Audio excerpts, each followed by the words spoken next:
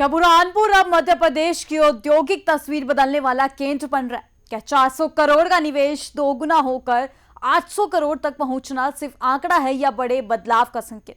और सबसे बड़ा सवाल, क्या यह संवाद कार्यक्रम रोजगार और विकास की नई कहानी लिखेगा? तो चलिए इस वीडियो में हम आपको बताते हैं विस्तार से, लेकिन उससे पहले स्वागत है आपका RNI न्यूज पर। मैं हूं आपके साथ तमन्ना चौधरी।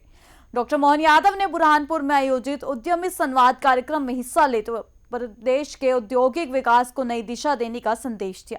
यह कार्यक्रम बुरहानपुर के श्री परमानंद गोविंद जी वाला ऑडिटोरियम परिसर में आयोजित किया गया, जहां मुख्यमंत्री ने दीप प्रज्वलित कर कार्यक्रम का शुभारंभ किया। इस मौके पर उन्होंने विभिन्न क्षेत्रों में कार्य कर रहे उद्यमियों के उत्पादों का अवलोकन किया और उनसे संवाद भी किया।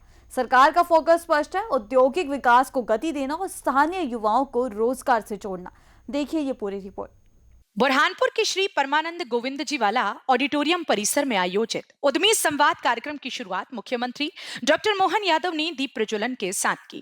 कार्यक्रम में विभिन्न क्षेत्रों से आए उद्यमियों ने अपने उत्पादों का प्रदर्शन किया और मुख्यमंत्री ने उनका अवलोकन किया। इस दौरान उद्योग जगत और सरकार के बीच सीधा संवाद स्थापित हुआ। बुरहानपुर में आज औद्योगिक विकास को नई दिशा देने के उद्देश्य से निमाड़ इंडस्ट्रियल मीट का आयोजन किया गया।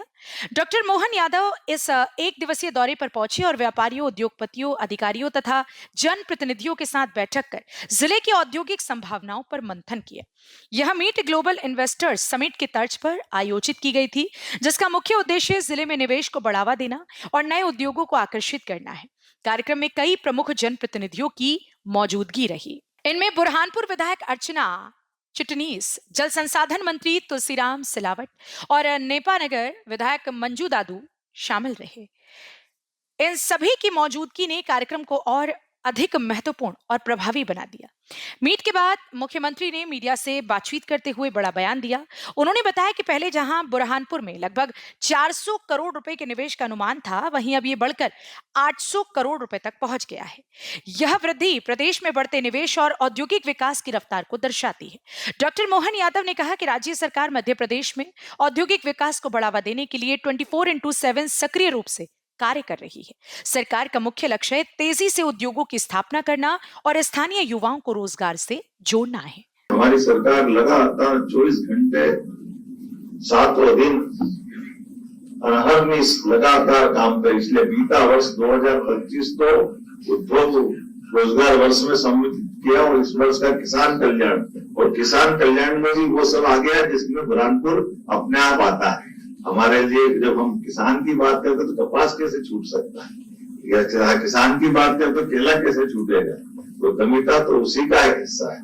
इस नाते से मैं बोल सकता हूं कि कल ही कैबिनेट में हमने अपने लिए, भारत सरकार ने एक व्यापारी कल्याण बोर्ड की प्रदेश स्तर की बात करी और जिला स्तर तक आएगा, जिसमें सभी प्रकार के कामों को प्रोत्साहन देने के लिए उस बोर्ड की भी स्थापना के बाद उसकी मदद भी मिलेगी।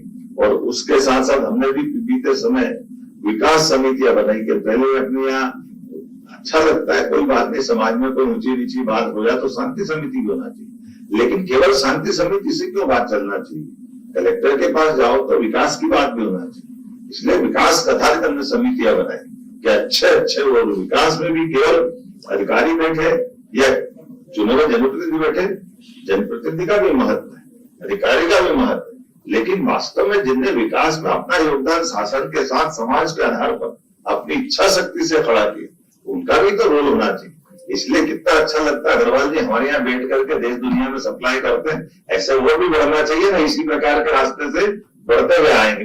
मुख्यमंत्री ने यह भी बताया कि बुरहानपुर में स्थानीय उत्पादों को बढ़ावा देने के लिए विशेष प्रयास किए जा रहे हैं। इसके साथ ही खरकोट क्षेत्र में एक इंडस्ट्रियल हब विकसित किया जा रहा है, जो जल्द ही शुरू होगा। इस हब के शुरू होने से क्षेत्र में बड़े पैमाने पर औद्योगिक गतिविधियों और रोजगार के अवसर बढ़ने की उम्मीद है। तो क्या बुरहानपुर मध्य प्रदेश का नया औद्योगिक केंद्र बनने जा रहा है?